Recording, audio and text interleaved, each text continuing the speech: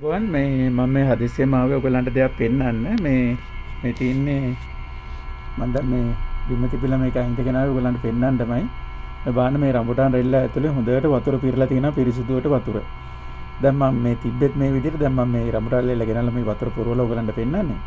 මේ විදිහට හැමතැනම රඹුටාන් ලෙලි දාලා තියෙනවා. මේ දවස්වල හැමෝම ආස කෑමක් ඉතින් හැමතැනම තියෙනවා මේ විකුණන්න. ඉතින් අරගෙන කාලා දැන් මේක කාගෙත් අවධානය යොමු නොවන දෙයක්. මොකද හේතුව මේ ගොඩක් අය ප්ලාස්ටික් පොලිතින් ඕවා අරන් දාලා මේ පිරිසිදු කරාට මේ වගේ දේවල් ගැන අවධානය යොමු වෙන්නේ නැහැ. අතරම දැන් හැම තැනම රඹුටන් ලෙලි තියෙනවා මේ කාලේ. ඉතින් මේක මේ ඩෙන්ගු වැඩි වෙන්න හේතුවක් වෙන්න පුළුවන්. ඒක නිසා මේ ඔයගොල්ලෝ මේ ගැන අවධානය යොමු කරන්න. මොකද මේ රඹුටන් ලෙලි නම් මම නම් කියන්නේ මේ පාරට විසික් කරන්න එපා. ගෙදර හරි රඹුටන් කනවා නම් ඒ ටික වෙනම මේව කළා මම නම් කියලා වලල්ලා දාන්න කියලා. මොකද එළියට දැම්මොත් අනිවාර්යෙන් මේ වෙයි කාලේ මේ වගේ වතුර පිරෙන්න පුළුවන්. ඒ නිසා ඔයගොල්ලෝ මේ ගැන ගොඩාක් අවධානය යොමු කරන්න කියලා ඉල්ලා සිටිනවා. බොහොම ස්තුතියි.